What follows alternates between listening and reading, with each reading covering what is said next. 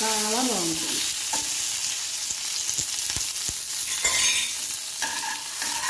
వేయించుకున్న తర్వాత ఏం చేద్దామంటే ఈ సగ్గుబియ్యం పోసేసుకోవాలి.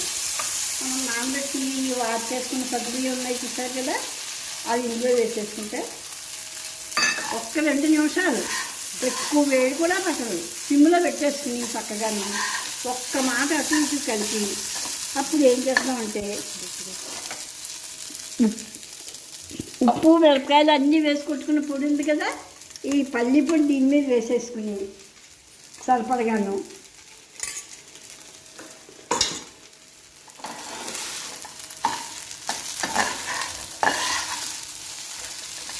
ఎంత బాగుంటుందో, ఒంటికి చలవ చేస్తుంది. మధ్యాహ్నం పిల్లలు అడిగినా కూడా చక్కగా స్నాక్స్లా చేసి పెట్టుకోవచ్చు. చాలా టేస్ట్గా ఉంటుంది.